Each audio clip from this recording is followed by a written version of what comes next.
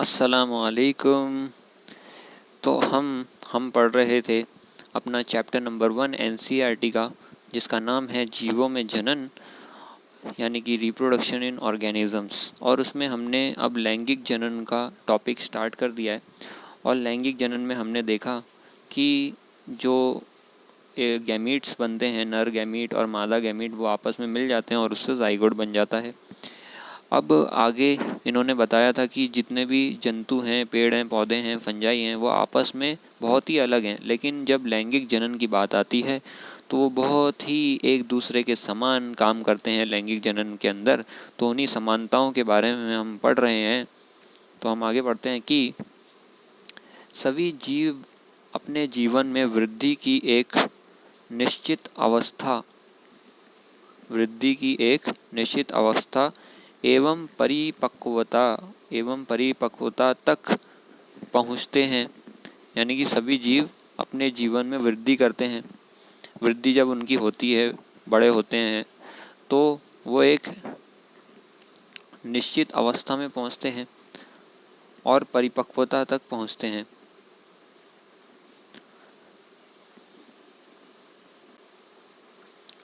तो ये एक ख़ास समय में पहुँच रहे हैं, एक निश्चित अवस्था में पहुँच रहे हैं और परिपक्वता में पहुँच रहे हैं। यानी कि ये मैच्योर हो रहे हैं, कि वो बड़े होते हैं, बड़े होने के बाद में वो मैच्योर हो जाते हैं। थोड़ा उनके अंदर में कुछ खास चीज़ें आ जाती हैं कि वो बड़े लोगों जैसा काम कर सकें।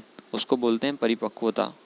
जब बड़े लोगों जैसा काम कर सकें उसको कहते हैं परिपक्वता। तो एक खास निश्चित अवस्था तक पहुंचते हैं। अवस्था मतलब हालत तक पहुंचते हैं। फिर क्या होता है, इसके पश्चात ही लैंगिक जनन कर सकते हैं। तो एक खास अवस्था होती है, यानी ज़िंदगी के अंदर में एक खास समय आता है। उस समय के आने के बाद ही जो भी जीव होते हैं, उस समय के बाद ही लैंगिक जनन कर सकते हैं। यानी कि उनको बड़ा होना होता है और बड़े होने के बाद एक खास समय आता है, एक खास उम्र आती है। उस उम्र के बाद ही उनके अंदर कुछ ऐसी चीज़ें हो जाती हैं, शरीर के अंदर बदलाव आते हैं, उसके बाद ही वो लैंगिक जनन कर सकते हैं। तो फिर आगे क्या कहती है एनसीईआरटी की वृद्धि की यह काल किशोर अवस्था किशोर अवस्था की प्रावस्था कहलाता है। किशोर अवस्था की प्रावस्था कहलाता है। यह किशोर, फिर यह है अवस्था, फिर यह प्रावस्था कहलाता है। तो सबसे पहले तो ये कह रहे हैं कि जो प्रावस्था है, प्रावस्था को क्या कहते हैं इंग्लिश के अंदर में? प्रावस्था को कहते हैं फेज़, PHASE, फेज़। प्रावस्था या अवस्था को कहते हैं फेज़। फेज़ या अवस्था का मतलब होता है ज़िंदगी का एक हिस्सा। ज़िंदगी का एक हिस्सा, अपने जीवन का एक हिस्सा, उसको कहते हैं अवस्था। तो ये कह रहे हैं कि जब जो भी जीव होते हैं, जब वो पैदा हुए और पैदा होने के बाद वो वृद्धि करते हैं, बड़े होते हैं, तो बड़े होने के बाद एक निश्चित समय तक पहुंचते हैं। तो जैसे कि मान लीजिए इंसान का एग्जांपल ले लें कि ये बच्चा है, पैदा हुआ, फिर ये बड़ा हुआ और बड़ा होते होते ये एक अवस्था तक पहुंचा। ठीक है, 18-19 साल इस किस्म की अवस्था में पहुंचा। इसके बाद भी ये और इसकी ज़िंदगी चल सकती है अगर लिखी होगी तो ये बड़ा हुआ। तो यहाँ से लेकर यहाँ तक, यहाँ पर क्या हुआ, इसके अंदर में जनन, जो लैंगिक जनन करने की जो खूबी रहती है वो नहीं थी। यानी ये लैंगिक जनन नहीं कर सकता था। इसके बाद इसके शरीर में कुछ बदलाव हुए, इसके बाद से ही अब वो लैंगिक जनन कर सकता है। तो ये कह रहे हैं कि ये वाली जो अवस्था थी, यहाँ से लेकर यहाँ तक की जो अवस्था थी, जब ये सिर्फ वृद्धि कर रहा था, ये सिर्फ क्या हो रहा था, बड़ा हो रहा था, जब ये लैंगिक जनन नहीं कर सकता था, तो ये वृद्धि करने की जो अवस्था रहती है, इसको क्या कहते हैं? इसको कहते हैं किशोर किशोर अवस्था अवस्था किशोर अवस्था कहते हैं। इसको क्या कहते हैं? किशोर अवस्था। जब ये लैंगिक जनन नहीं कर पाता, सिर्फ वृद्धि होती है इसके अंदर में, या इंग्लिश में इसको कहते हैं जुवेनाइल, JEU, जीव, VIVNILE, जुवेनाइल अवस्था का मतलब होता है phase, PHASE phase, juvenile phase, juvenile phase यानी कि किशोर अवस्था कहते हैं। कि जब वो सिर्फ वृद्धि करता है और वृद्धि करते करते एक खास उम्र तक पहुंचता है जब वो लैंगिक जनन कर पाएगा, तो जन्म से लेकर वृद्धि वाले समय को कहते हैं किशोर अवस्था। जब वो लैंगिक जनन करने से पहले की अवस्था को कहते हैं, पहले के समय को कहते हैं किशोर अवस्था। तो वही इन्होंने बताया कि ये किशोर अवस्था की प्रावस्था कहलाता है। फिर पादपों में यह कायिक प्रावस्था कहलाती है। मतलब पौधों के अंदर में बात करें तो इसी का नाम क्या होता है? इसी को बोलते हैं कायिक प्रावस्था। यानी फॉर एग्जांपल ये है पौधा, ये पौधा है, अभी अभी नया नया पौधा ये उगा, ये पौधा होगा। तो अब ये पौधा जनन तो नहीं कर सकता क्योंकि अभी ये बहुत छोटा है।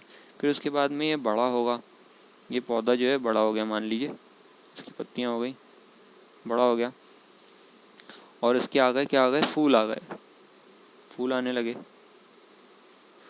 तो जब पौधों में फूल आने लगते हैं तब जाके वो लैंगिक जनन यानी कि सेक्सुअल रिप्रोडक्शन कर सकते हैं। तो उससे पहले की जो अवस्था थी, जब वो सिर्फ वृद्धि कर रहे थे यहाँ से लेकर यहाँ तक, ये वाली जो अवस्था थी, इस अवस्था में जो सिर्फ ये वृद्धि कर रहे हैं, तो जीवों के अंदर में क्या बोलते हैं उसको? जीवों के अंदर में उसको कहते हैं किशोर अवस्था। लेकिन पौधों में क्या बोलते हैं? पौधों में कहते हैं कायिक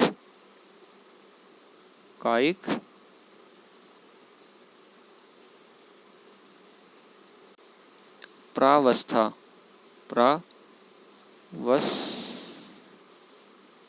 प्रावस्था। तो पौधों के अंदर में जब वो बढ़ रहे होते हैं, वृद्धि कर रहे होते हैं, तब उस अवस्था को क्या कहते हैं? कायिक प्रावस्था। कि जब वो जनन नहीं कर सकते, वो वाली जो अवस्था है यानी कि यहाँ से लेकर यहाँ तक जब वो जनन नहीं कर सकते, उस अवस्था को बोलते हैं, उस समय को बोलते हैं कायिक प्रावस्था। और बाकी के अंदर में क्या बोलते हैं? किशोर अवस्था यानी कि जुवेनाइल फेज। और कायिक प्रावस्था को इंग्लिश में कहते हैं वेजिटेटिव, जैसे वेजिटेबल होता है, VEGETATIVE, वेजिटेटिव फेज। प्रावस्था को क्या कह रहे हैं? फेज। तो जैसे हमने वेजिटेटिव रिप्रोडक्शन पढ़ा था, कायिक प्रवर्धन, वैसे यहाँ पर क्या है? वेजिटेटिव। कायिक का मतलब है वेजिटेटिव, प्रावस्था का मतलब है फेज, तो वेजिटेटिव फेज कहलाती है। तो जीवों के अंदर में किशोर अवस्था होती है यानी कि जुवेनाइल फेज, जैसे कि हमने देखा कि वो जब इस फेज़ के अंदर में, इस अवस्था के अंदर में वो जनन नहीं कर सकते। और उसके बाद में जो पौधे होते हैं उसके अंदर क्या होती है? वेजिटेटिव फेज यानी कि कायिक प्रावस्था। इस अवस्था के अंदर में पौधे जनन नहीं कर सकते, जो लैंगिक जनन होता है वो नहीं कर सकते। तो यही बात NCERT में बताई गई है कि पादपों में यह कायिक प्रावस्था कहलाती है। उसके बाद यह प्रावस्था विभिन्न जीवों में अलग अलग अवधि की होती है। तो ये वाली जो अवस्था है कि जब वो सिर्फ वृद्धि कर रहे हैं, बढ़ रहे हैं अपने जीवन में, तो ये वाली जो अवस्था है यानी कि कौन सी वाली? किशोर अवस्था या कायिक प्रावस्था, वो अलग अलग जीवों में अलग अलग अवधि की होती है। यानी सारे जीवों के अंदर में अलग अलग अवधि की होगी ये वाली अवस्था जी कि जैसे फॉर एग्ज़ाम्पल आम का पेड़ है। आम का पेड़ मान लीजिए 6 महीने जब वो पैदा हुआ, 6 महीने के बाद जाके वो अब जनन कर सकता है। तो उसकी जो अवस्था हुई कायिक प्रावस्था, वो 6 महीने की हो गई। अब इंसान है, इंसान है, मनुष्य, तो वो करीब अपनी उम्र में जब 18 साल का होता है, 18, 15, 17, यानी कि 18, 19, 20, इस उम्र में जाके वो जनन करने काबिल हो पाता है। तो ये उनका 18, 19, 20 ये वाला जो समय हुआ, यहाँ तक का जन्म से लेकर के 18 साल या 19 साल या 20 साल, जब भी वो काबिल हो जाए, तब उस अवस्था को क्या कहेंगे? किशोर अवस्था कहेंगे, वहाँ से लेकर यहाँ तक। तो ये अलग अलग जीवों में अलग अलग होती है, ठीक है। तो किसी में ये अवस्था कुछ महीने हो सकती है, कुछ दिन हो सकती है, कुछ साल हो सकते हैं, और बहुत सारे साल भी हो सकते हैं। 100 साल भी ये अवस्था हो सकती है किसी की, यानी कि 100 साल बाद या 200 साल बाद वो जाके काबिल हो पाते हैं लैंगिक जनन करने के लिए। तो ऐसे भी जीव हैं। तो यहाँ पर इतना समझ में आ गया कि एक निश्चित उम्र में पहुँचते हैं, और उस उम्र तक पहुँचने के बाद ही जाके वो जनन कर सकते हैं। तो वहाँ तक की अवस्था को किशोर अवस्था या फिर कायिक प्रावस्था कहते हैं। अब आगे बढ़ते हैं कि कायिक किशोर अवस्था या कायिक प्रावस्था। तो जीवों के अंदर में क्या हो गया? जंतुओं के अंदर में किशोर अवस्था, और पादपों में कायिक प्रावस्था की समाप्ति ही जनन प्रावस्था का आरंभ है। यानी ये कहना ये चाह रहे हैं कि जब ये कायिक प्रावस्था समाप्त होती है, जैसे मैंने यहाँ पर पौधे में एग्जाम्पल से बताया कि ये पौधा पहले छोटा था, अब छोटा होने के बाद ये क्या हुआ? ये बड़ा हो गया। तो यहाँ से लेकर यहाँ तक ये जनन नहीं कर सकता, है ना, जनन नहीं कर सकता। तो इसको कह दिया हमने कायिक प्रावस्था पौधे की। अब जैसी ये अवस्था ख़त्म होगी, जैसी ये अवस्था क्या होगी? ख़त्म होगी, समाप्त होगी, उसके जस्ट बाद से ही अब ये क्या कर सकता है? जस्ट बाद से ही अब ये जनन कर सकता है। तो जैसे ये समाप्त होती है कायिक प्रावस्था, तो उसकी समाप्ति ही हमें बताती है कि जनन की अवस्था शुरू हो चुकी है, यानी जनन प्रावस्था शुरू हो गई है। तो जो कायिक प्रावस्था है उसके जैसे ही वो समाप्त होती है, तो कौन सी प्रावस्था आ जाएगी? अब जनन करने की प्रावस्था आ जाएगी, अब वो जनन कर सकता है। तो वैसे ही मनुष्य में भी ये यहाँ से लेकर यहाँ तक जब वो वृद्धि कर रहे थे, सिर्फ जनन नहीं कर सकते थे, उसको कहा कायिक प्रावस्था। और जैसे ये समाप्त होगी, यहाँ पर जाके ये समाप्त हो गई, तो अब यहाँ पर क्या हो जाएगी? जनन प्रावस्था। जनन प्रावस्था अब यहाँ पर से शुरू हो गई, जनन प्रावस्था। तो जैसे ही कायिक प्रावस्था या फिर किशोर अवस्था की समाप्ति ही जनन प्रावस्था की शुरुआत को बताती है, ये एनसीईआरटी वाले बताना चाह रहे हैं। तो इन्होंने कहा कि किशोर अवस्था या कायिक प्रावस्था की समाप्ति ही जनन प्रावस्था का आरंभ है, जनन प्रावस्था का आरंभ है। अब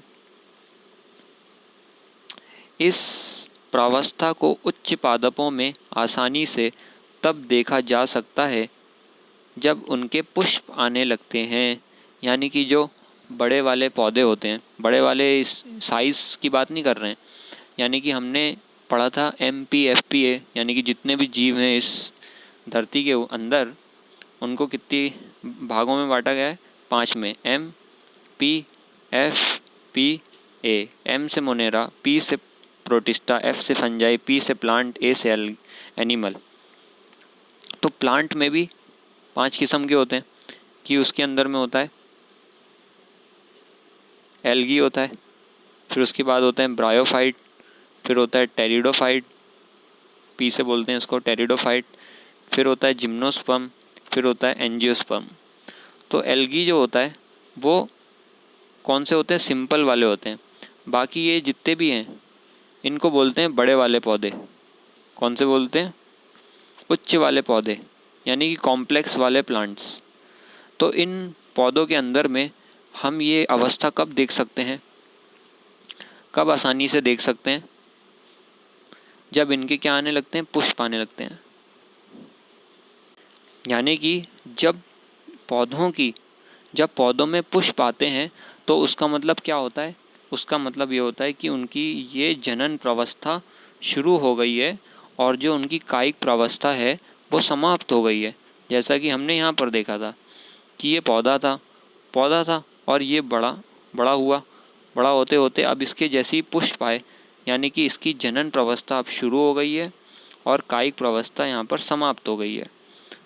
तो उच्च पादपों में जब उनके फूल आने लगते हैं, पुष्प आने लगते हैं उच्च पादपों के अंदर, तब हम ये अवस्था को देख सकते हैं। अब आगे पढ़ते हैं कि गेंदा, धान, गेहूँ, नारियल, आम आदि पेड़ों पर पुष्प लगने में कितना समय लगता है। तो ये हमारी एनसीईआरटी हमसे ही सवाल पूछने चालू कर दिया कि ये जो गेंदा होता है, धान होता है, चावल, या फिर हम कह सकते हैं कि गेहूँ, फिर नारियल और आम के पेड़ों पर कब जाके उनके फूल आने लगते हैं। तो ये हमें पता करना है कि कब आते हैं। फिर कुछ पादपों में पुष्पीकरण एक से अधिक बार होता है। पुष्पीकरण, यहाँ पर क्या लिखा है, पुष्पीकरण यानी कि फूल आना, पुष्पीकरण एक से अधिक बार होता है।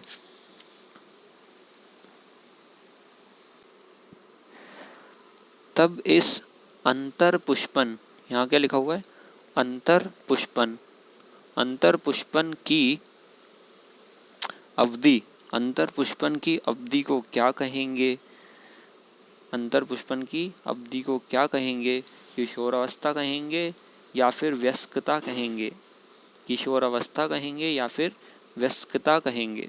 तो सबसे पहले एनसीईआरटी ने हमारे ऊपर दो सवालों की गोली चलाई है कि एक तो ये जो आम है, नारियल है, गेहूँ है, धान है, उसके फूल आने में कितना समय लगता है, एक तो हमें ये पता करना है। और दूसरा ये बोल रहे हैं कि ये जो पौधे हैं, पहले सवाल समझ लें कि कुछ पौधे होते हैं, जैसे ये पौधा है, तो इसमें मान लीजिए ये इसकी पत्ती है, तो इसमें आया फूल। पहले पौधा क्या था, छोटा था, पहले छोटा था, फिर उसके बाद में ये बड़ा हो गया और इसमें फूल आने लग गए। यानी कि पहले इसकी कायिक अवस्था ख़त्म हो गई, अब जनन की अवस्था शुरू हो गई, तो इसमें फूल आने लगे। अब उसके बाद में इसका जीवन चला और फूल आने के बाद में इसके फूल मुरझा गए, फिर उसके बाद फूल आने बंद हो गए, कुछ समय के लिए फूल आने बंद हो गए, ठीक है, फूल आने बंद हो गए। फिर उसके बाद क्या हुआ, फिर से इसके फूल आने लगे, 1 साल बाद मान लीजिए फिर से फूल आने लग गए, 1 साल बाद क्या हुआ, फिर से फूल आने लग गए, फिर इसके फूल जो हैं वो झड़ गए और फिर उसके बाद 1 साल बाद फिर से फूल आने लग गए, ये फिर से फूल आने लग गए। तो पहले फूल झड़ गए, फिर उसके बाद 1 साल बाद फूल आने लग गए। तो शुरू से बताते हैं कि ये पौधा था, छोटा सा, छोटे होने के बाद इसमें फूल आए, फिर इसका जो है फूल था वो झड़ गया, फिर 1 साल बाद फिर से इसमें फूल आया, फिर उसके बाद में ये फूल भी झड़ गया फिर उसके बाद फिर से 1 साल बाद इसमें फूल आने लग गए, फिर उसके बाद फिर से ये झड़ गए, फिर उसके बाद फिर से इसमें फूल आने लग गए। तो ये कुछ पौधे जो होते हैं वो अपनी पूरी जीवन अवधि के अंदर में एक से अधिक बार पुष्प लेके आते हैं, उनके अंदर में पुष्प आते हैं। तो इसमें यहाँ पर पुष्प आए, फिर से पुष्प आए, फिर से पुष्प आए, यानी कि फूल उसके बहुत बार बार आते हैं। एक से अधिक बार क्या हो रहा है, इसमें पुष्पीकरण हो रहा है, यानी कि फूल जब आते हैं तो उसको कहते हैं पुष्पीकरण। तो अब एनसीईआरटी ये बोल रही है कि जब इसके फूल आए, यहाँ पर एक बार फूल आया था, फिर 1 साल बाद फिर से आया फूल, ठीक है, तो ये बीच के जो हिस्सा है, जब इसके अंदर में फूल नहीं था, जब इसके फूल झड़ गए थे और इसके अंदर में फूल नहीं था, तब इस बीच के हिस्से को क्या कहते हैं, इस बीच के समय को हम क्या कहेंगे, जिसको उन्होंने बोला है कि अंतर पुष्पन की अवधि को क्या कहेंगे। ये जो बीच की जो अवधि है ना, इसको क्या कह रहे हैं, अंतर मतलब बीच में, अंतर पुष्पन यानी कि पुष्प आने के बीच की जो अवधि है, कि एक बार उनके पौधे फूल आए, उसके बाद वो झड़ गए, फिर फूल नहीं आए 1 साल तक, फिर उसके बाद 1 साल बाद फिर से फूल आए। तो वो 1 साल के बीच में जो अवधि थी, ये वाली अवधि, बीच की अवधि, ये बीच की अवधि, उसको आप क्या कहना चाहेंगे? उसको आप किशोरावस्था कहना चाहेंगे या फिर वयस्कता कहना चाहेंगे? वयस्क का मतलब होता है कि बड़े लोगों जैसे ये काम कर रहे हैं, और किशोर अवस्था अभी हमने पढ़ा था कि जब वो जनन नहीं कर सकते, उस अवस्था को कहते हैं किशोर अवस्था। तो अब आप ही बताइए कि ये जब इसके फूल थे तब तो ये जनन कर सकता था, जब इसके फूल हैं तब यहाँ पर भी ये जनन कर सकता है, लेकिन जब इसके पास फूल नहीं हैं तो ये जनन कर सकता है क्या? अब तो ये जनन नहीं कर सकता। तो अभी अभी हमने पढ़ा था कि जब वो जनन नहीं कर सकता, उस अवस्था को क्या कहते हैं? उस अवस्था को किशोर अवस्था कहते हैं। और पौधों के अंदर में क्या कहते हैं? कायिक प्रावस्था। तो ये वयस्कता नहीं कहलाएगी, यानी कि ये पौधा बड़ा तो हो चुका है लेकिन ये जनन नहीं कर पा रहा है, इस वजह से इसको भी क्या बोलेंगे? किशोर अवस्था ही कहेंगे, किशोर अवस्था ही करेंगे, अवस्था, किशोर अवस्था ही कहेंगे। ये जो अंतर पुष्पन का समय है, अंतर पुष्पन यानी कि पौधे आने के बीच की अवधि है, उसको किशोर अवस्था ही कहेंगे, क्योंकि इस दौरान ये जनन नहीं कर पा रहा है। और पौधों में क्या कहते हैं किशोर अवस्था को? कायिक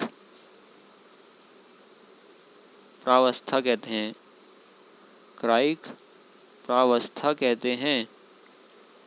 तो ये किशोर अवस्था या कहलाएगी, किशोर अवस्था कहलाएगी। ये अंतर पुष्पन का की अवधि जो है वो किशोर अवस्था कहलाएगी। अभी ये जो इन्होंने पहला सवाल हमसे पूछा था कि ये जो गेंदा है, धान है, गेहूँ है, नारियल है, आम है, तो इनमें पुष्प आने में कितना कितना समय लगता है?